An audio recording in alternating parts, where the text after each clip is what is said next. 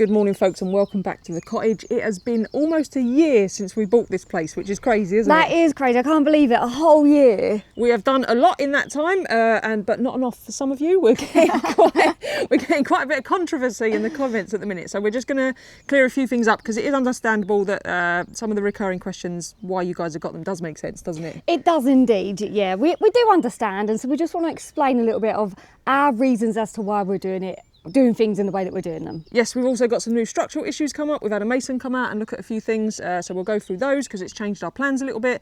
But the first thing that you all want to know is why the hell are we not working on the cottage and we put all our time and money into building that cabin there? So we're just going to go through that first, aren't we? We are, because you know what, that's a sensible question. A sensible question, when asked politely. Please. Welcome to my lovely humble abode. Look at it, isn't she a beaut? Despite what it looks like, this is actually progress. We spent a lot of time last year taking it back, taking all of the lime off to get it back to the stone, taking walls down, taking ceiling, plasterboard everywhere, just to get it to this lovely point where it is now. Yes, we did an awful lot of work on the cottage last year. Most of it was destructive, but you have to break some eggs to make an omelette, so they say. We did make a start on the repointing, so this entire property needs completely repointing with lime. Now, we're using traditional hot lime or quick lime, and we're doing it all by hand, the old-fashioned method, because that is what's best for this building. So we made progress. We've got some of the outside repointed. We did your gable wall down there, which you're very excited about, aren't you? Oh, it's my lovely jazz hand gable wall down there. I don't know what that is. I don't know. If you've got a jazz hand gable wall, let us know, because I'd love to explore the history of the jazz hand gable Shut wall. up, Louise. Anyway, we've got all that done, and we're at a point now where the very next thing we need to do is take out this floor. So we cannot go any further until we take out this floor. So at the moment we have about an inch, maybe 2 inches, except for over there where we've got about 5 inches of concrete floor. Now it does let the damp through, it's very cold, it's very uneven, and we want to add insulation. So we need to dig down at least a foot, I'd say, downwards before we can lay the new floor with insulation and all that kind of thing, damp barriers and all that.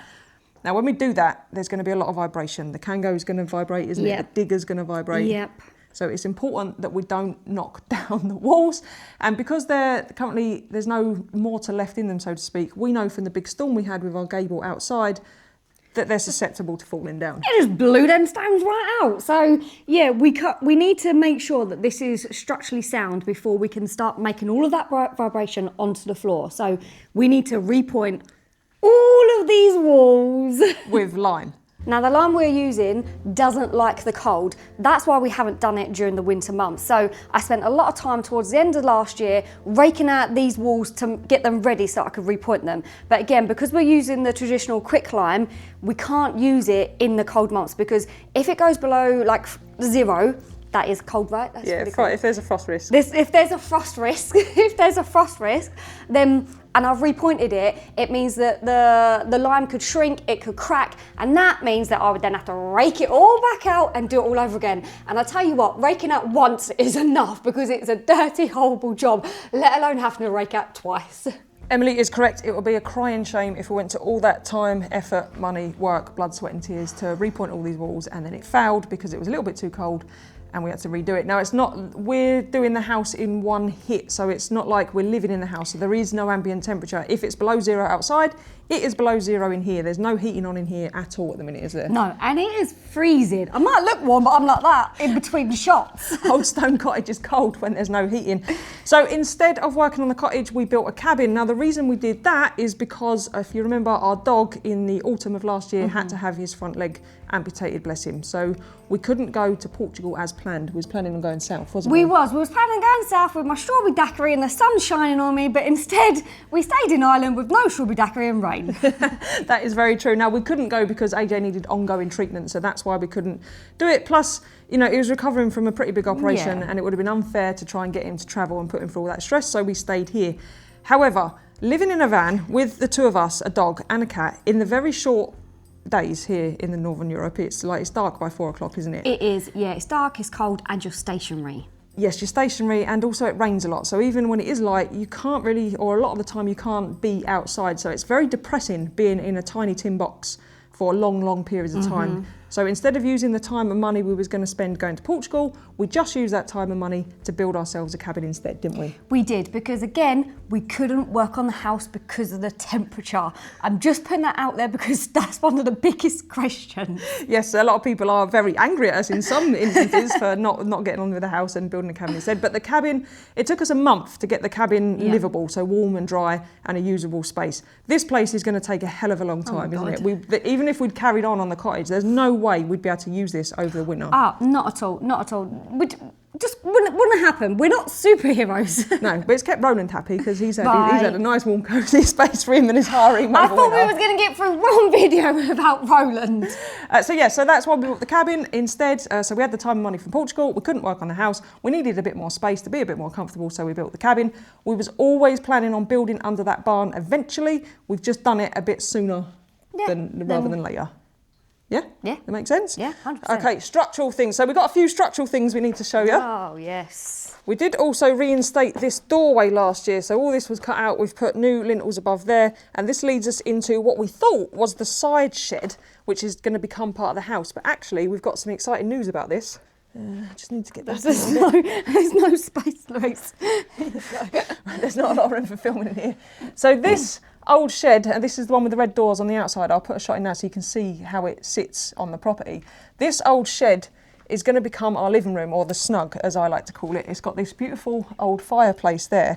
Now, we've had a few assessments done in the last month or so. So we've had stonemasons out, traditional stonemasons, a local heritage engineer type guy, and they all believe that this actually probably would have been the original house, and the main house through there that you've seen us working on is an add-on. So this part is old, like really, really old. And you can kind of see, because the stone is laid a bit different, isn't it? Yeah, it is indeed, yeah. But it's such pretty stone. I just love it. As soon as I come in here, I'm like, oh, it's going to be so comfy cozy. It is going to be absolutely gorgeous. Now, what we was going to do, we was going to do the house, get the kitchen, get a full workable kitchen, the bedroom, like a dining area, get all that done, finished, and then move on into here. But the storm has done some damage. The big problem, and the thing that's going to change our plans drastically, is the roof is coming off. So after the storm, we propped it up. However, I think one more storm and that whole thing's going to start to fail. It's pretty dangerous at the minute, isn't it? It is, hence the reason why we fenced this off, because we don't want AJ going around there or anything like that and getting too close. So I think one of the many next jobs on the ever-growing list is to take this roof off. And we need to take this roof off and put a new one back on. And apparently, I'm meant to help with that. Yes, we're going to give that a crack ourselves. Now, the reason it slowed us down is because that is our storage for all our materials. You would have seen all of our materials are housed in there. So if we take that roof off, we've got nowhere to keep our stuff. So what we're going to do is repoint the main house. Yep. The lime then needs a minimum of 28 days before we can dig out the floor. So because it takes a long time to carbonate or set a long time to go off. So we're going to repoint the house, get that squared away, move all of our stuff from the shed here, or snug, into the house, so that we can then start work on here. Now this will need the same treatment. It will need all repointing and making structurally sound before we can take the roof off. So we'll do that, then we'll take the roof off, let that dry out, and then do other jobs. So we can't go fast. We can't just we have to go to the timescale of what the materials are that we're working with, don't we? So because we're trying to do it the most traditional way possible, we've got to work with the materials, not of how fast you would like us to work. Yes, so it's restoring it in the traditional way, which I've been through many times now, is the best way. This is made of sandstone, so it's a very soft stone. It needs to be worked with lime, and preferably the old traditional quick lime or hot lime. So it does dictate the speeds, but a lot of you are looking forward to the snug getting done, so that is going to get done now alongside the house, which just makes this project a whole lot longer than just doing the house. We've also got down here, you would have seen it at the beginning, you'll remember the gable wall plonked down in the storm in dramatic fashion, so we've got a great big gaping hole there. This scaffold is up because that is getting done soon. That's going to get repaired, and then we've got another wall to take down. So this part of the wall here that Emily stood in front of, that is the part, I don't know if you'll remember, it's pushed forwards, so you can see here where it's come forwards. Now it hasn't moved since it pushed forwards, which is a good thing. Yep. However, we do need to rectify this before we can either think about putting a new roof on. God.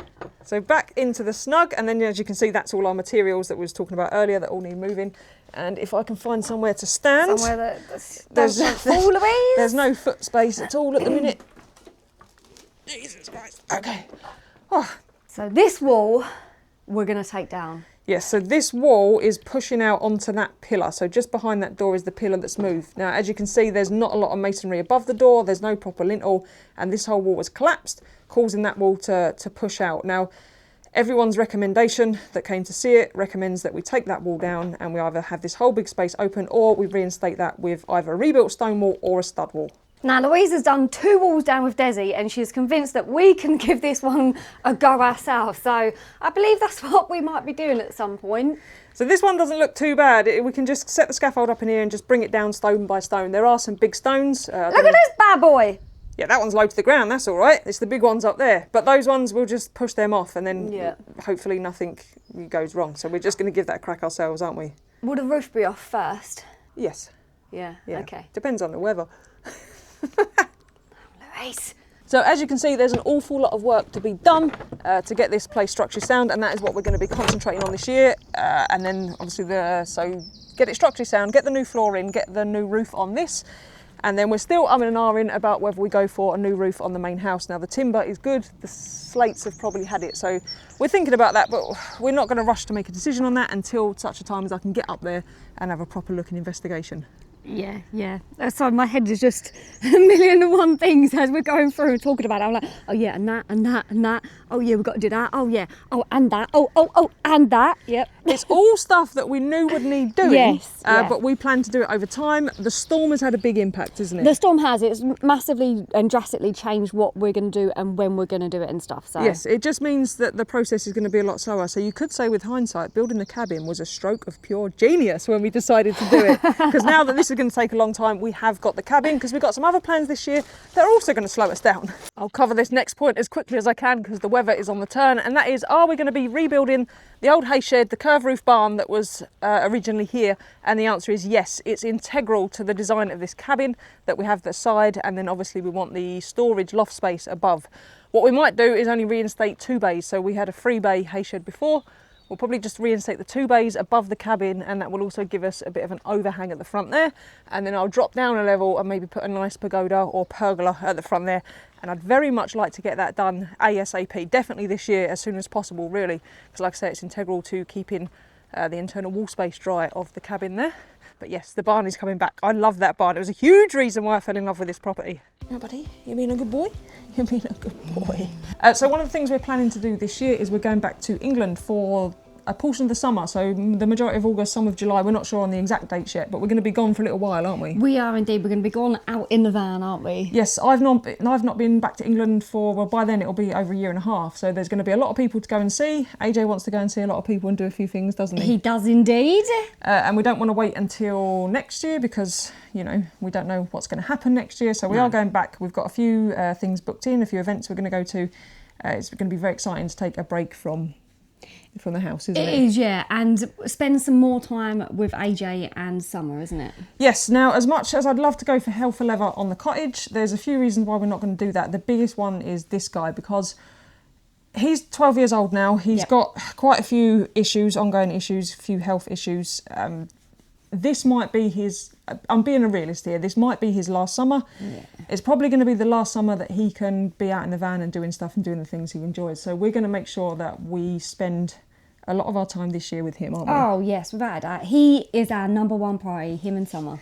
Yes, so that's the reason why I'm not going, well, I'm going to get this much X amount of work done on the house this year, because there's a good chance that we won't, because, you know, this guy needs us this year. So that's one of the main reasons, isn't it? It is, yeah. And I think we're very fortunate that we haven't put a timescale on completing the cottage or anything like that. We never have. So I might not go going for his toy. So yeah, we're very fortunate that we didn't put a timescale on it, and we won't be putting a timescale on it, because we do have other plans and things like that. We don't want to put the pressure on ourselves to get it finished within a certain amount of time, do we? Yes, and if things happen this year that kind of affect us, then we might not want to stay here wallowing. We might want to say, well, do you know what, we're just going to go away in the van for a month or this, that and the other. So if you're asking us when, you know, how long is it going to take, when's it going to be finished, when do you plan to finish it, look at it like we're building a lifestyle rather than renovating a house. this whole process, this whole journey on YouTube, everything over the last, you going remote at work, it's all been about building a much freer lifestyle. So there's no point then us imposing our own time restrictions on things, especially now that we've got this cabin. Yeah, exactly. This makes a whole big difference for us. It's definitely a game changer, and just takes that, like, we want to enjoy the process of doing it. We don't want to be absolutely shattered and tired. I know a lot of you say, oh, Emily looks so tired. I am people, I am. So not only do we want to enjoy the process, we want to do it right. And then also you have to take into account like filming things. Now, if we was to just do pointing after pointing after pointing after pointing, that's probably the sensible option when it comes to getting the house ready.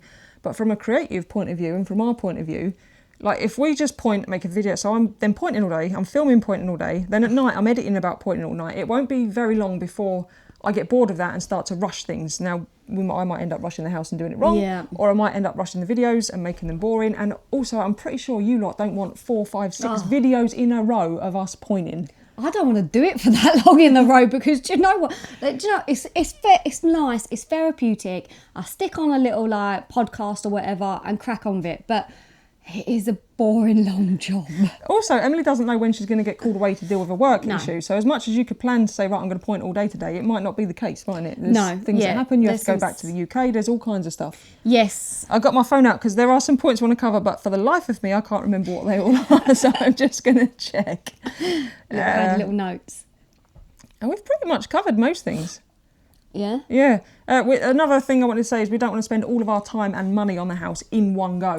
No. You never know what's going to happen. So, for example, your dog might need an operation, your van might break down. These things happen to us on a regular basis, and it's nice having a little bit of cash available to just fix those problems as and when they come up. And not worry about it, you know? Because we're not made of money. We do have a budget, and we're very much, we're actually very good on our budget because we've had to slow down and stuff. We're doing all right, aren't we? We are, yeah. We're taking it little bit by little bit, and we're doing all right on our budget.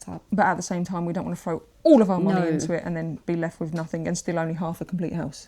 Oh, could you imagine? Oh, God. Also, we're starting a very exciting project at the end of the year, because if we didn't have enough to do, we've decided to take something else on. We're going to do another little project. Why not? It's incredibly exciting, and we'll share that with you at the end of the year. But yeah, that's going to slow us down. Like I say, we're building a lifestyle rather than just building a house or renovating a house. Yeah. Is there anything else you wanted to add? Oh, you wanted to clarify if we regret, because a few people are like, why don't you just knock it down? I bet you regret buying that place. No, 100% I absolutely love not. it. No, I love it. I actually like the process of, all right, maybe I don't want to jinx myself here, but like when it throws out little things and you're like, oh, damn it, no, we've got to change that and we've got to do that now and stuff. I think that even if we was to buy something that was either derelict or we was to knock it down and rebuild it, it just wouldn't be as fun, I don't think. There's absolutely no way I'd move to a country that wasn't my own, buy a part of its built heritage and then knock it down. There's no point buying if you want a brand new house with all big glass panels and, fancy windows and all that, buy a new house that's got big glass panels, or buy a plot of land, get planning permission and build it. For me, from a personal point of view, if you're going to buy an old property that's been built by hand, somebody however many years ago, at least try and show it the respect it deserves to restore that. Because not being funny, you can talk all you like about modern buildings being better.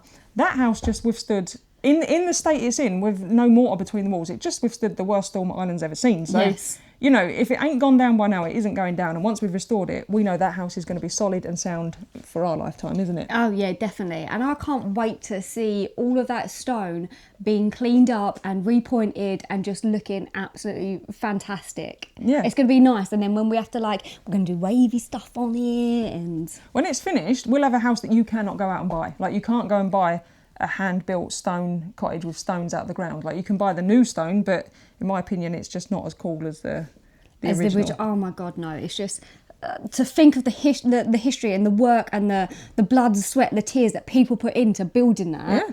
Yeah. Also, there's the environmental impact to consider. Now, if we knock that down, bring in flipping tons and tons of concrete, import all the bits I'd need to build it, the environmental impact of that is just horrendous to think about when there's a perfectly good house there that just needs a bit of TLC love and care. And this is it. If you was gonna spend the time building a new house and stuff like that, why not spend the time rebuilding something that's absolutely fantastic and spectacular? Yeah, there's no doubt in my mind it's harder to restore than it is to build. Like, starting from afresh, building this cabin was easy compared to the house because it was from scratch. Could get it all level to start. It's a much easier. but we will end up with something amazing in the most perfect location. We love where we live. Yeah. Even if it blew down tomorrow, we still won't regret it because we've got pine martens in the garden, we've got foxes in the garden. Roland will be gone.